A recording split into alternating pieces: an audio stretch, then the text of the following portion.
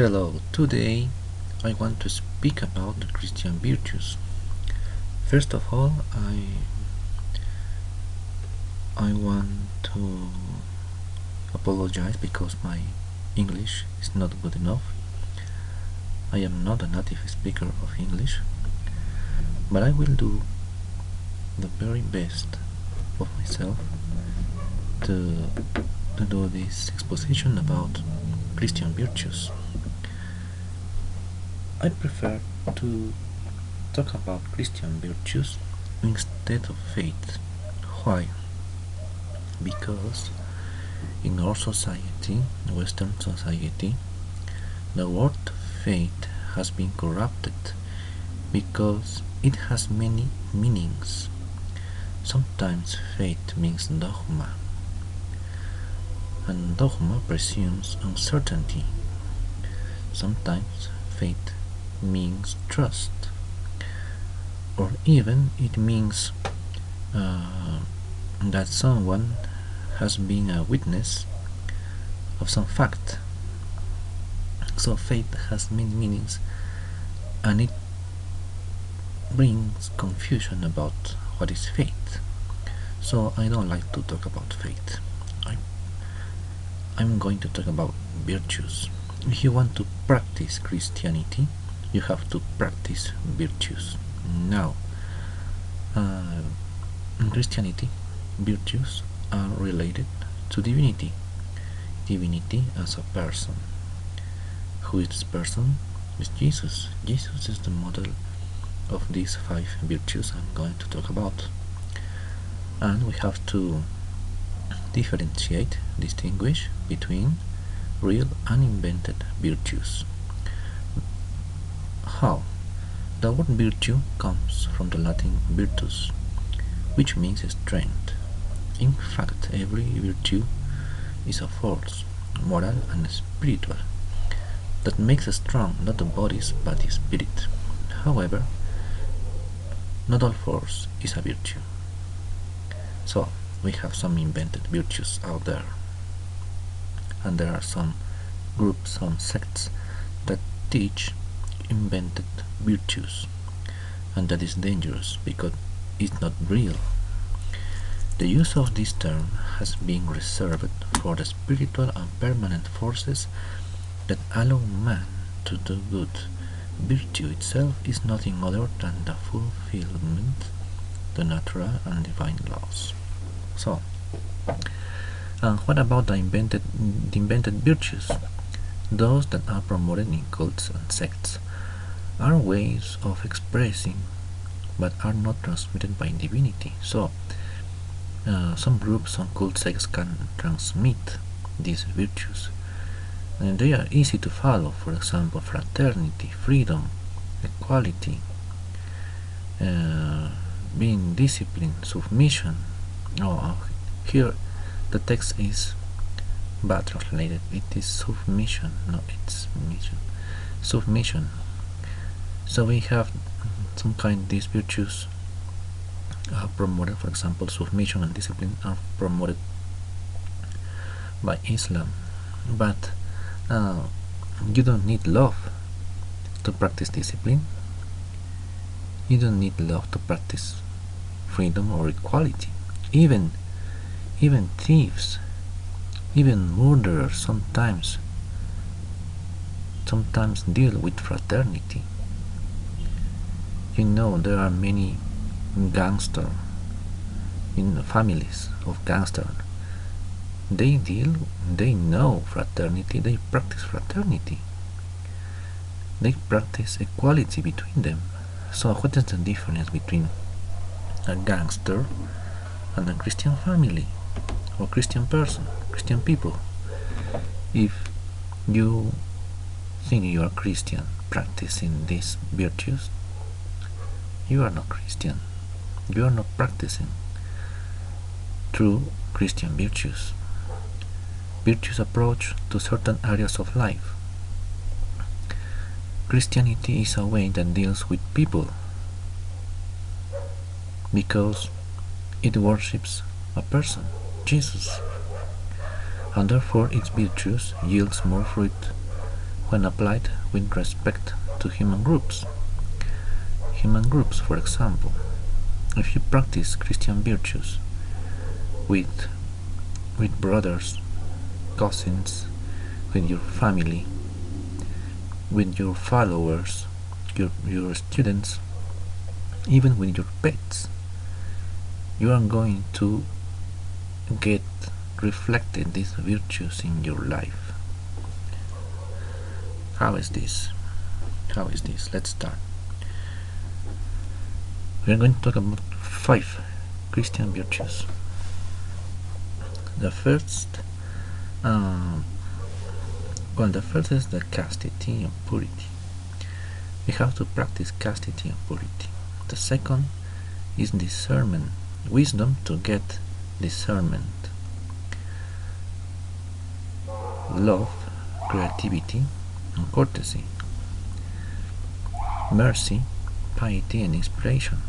And if you practice these 4 virtues in your life, you are going to get the ethics, the optimism. That is some people call it faith. Well, this is not faith, this is ethics, this is optimism. But people get confused when you speak about faith. So take out that word, because it will confuse you also. It will confuse you too. First virtue, purity and chastity. Chastity is the virtue that governs and moderates the desire for pleasure according to the principles of virtue and reason. By chastity, the person acquires mastery of their sexuality and desires, and he or she will be able to integrate it into a healthy personality in which the love of God reigns over everything. Therefore, it is not a denial of sexuality, but a fruit of the Holy Spirit. Why must we practice chastity and purity? Because we have to consecrate our energy, our sexuality to God. In order to develop virtues in your life, you have to control your desires. You have to control your tongue. You have to control your heart, your stomach, and your sexual organs. You have to control that in order to develop virtues in your life. Without purity, without chastity, your virtues will be false. Second, inspiration, mercy. Well, what about this? Inspiration and mercy is practiced by people who look to learn how to be happy with what they have while they pursue all that they want. When someone practices mercy and inspiration, they achieve sometimes musical virtue also. They achieve inspiration, sometimes revelation about some truths. So, in the search for the serene and merciful life, inspiration, piety, mercy will be your flags. Learn to be happy with what you have while you go after what you want. This is a main virtue also in Christian life. Well, the third virtue, ethics and optimism. Well, this should be the last, but I'm taking this. I'm going to explain what about ethics and optimism. When someone achieves the virtue of ethics and optimism, he or she will start getting expansivity and spiritual wealth. Their words are going to be full of sympathy and hope according to the occasion present. They have clear intelligence, good judgment, and executive ability. Here I put a picture of Optimus Prime because for me he is he's the character who practices this virtue. It says, because to protect someone who is beloved to us, we will protect him without thinking about consequences. And that is true because the practice of ethics and optimism take us to our self-sacrifice.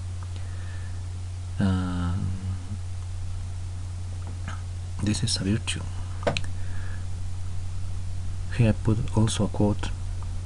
Arthur Koestler said, "I am not sure whether ethical absolutes exist, but I am sure that we have to act as if they existed, or civilization will perish." 4. Wisdom and discernment. We have to practice wisdom and discernment in order to differentiate. It says,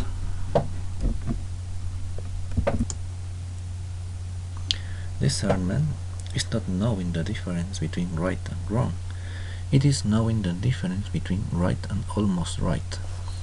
When you practice discernment, you will achieve a skill to differentiate even in the most critical opportunity, in the most critical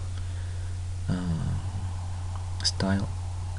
You're going to differentiate, you're going to see and discernment what is right for you on certain occasion. So these people get to be intuitive people, original, studious, independent in their ways and appearance, sometimes just as in the understanding of nature. They are truly idealists. When you practice the study, also the natures and scriptures, you will get this gift.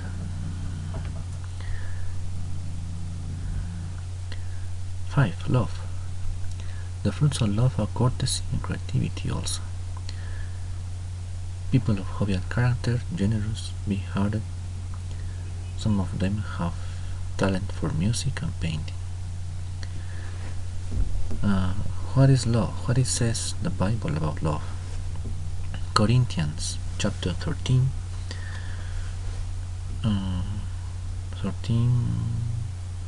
4, 7, 8. Love is patient, is kind, it always protects, it always trusts, always hopes, always perseveres. Love never fails. And this is very good medicine when you get sometimes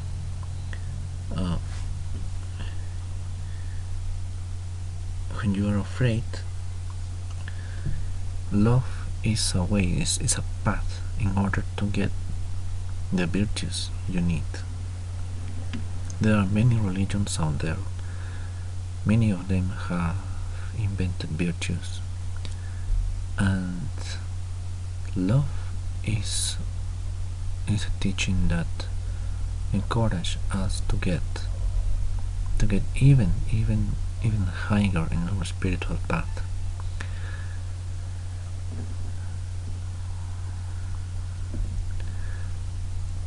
What about the ideal age to incorporate virtues? I got to this point because I want to explain about the ages, the main ages which we can incorporate virtues in our life, because I know that you don't like to change. I know it's difficult to change. It is difficult to understand, even to practice virtues. But there are some ages between 20 and 22. Life of every man, every person men and women will get into a review. It will be shock because in this age 21 and the other is 28 to 30. These ages correspond to a transit of Saturn, and Saturn sometimes realize some transit over a personal planet in these ages, 21, 29 approximately. And people get this period of time with a very difficult time, and it is a very good time to think about our life. We must stop our lives in those ages. The human being undergoes perpetual changes in which he needs to revise his values. That is when we can incorporate these virtues into our life. So, what else? Avoid the influences of strangers in our life. Although these virtues are promoted in public institutions, it's necessary to distrust those we know through these institutions, because in every church are different kind of people. Some of them have achieved maybe 3 or 4, even 4 of the virtues I have explained, but some of them only 1, 2 or 1, and in the other side they are not trustable. How is well spoken, trustable, and so you have to distrust about people through churches or public institutions. Okay, what areas of life you can practice these virtues in order to get the fruits, in order to see these virtues in your life? For example, in family, with people, even living beings. That's why I suggest you to practice these virtues with your pets. So, areas of life in which it is most effective to practice virtues are family, creativity, followers, friendships, and pets, people, right? So I hope this explanation will help you to practice your Christian life. And always remember that at the end of the tunnel you will see the light. Goodbye.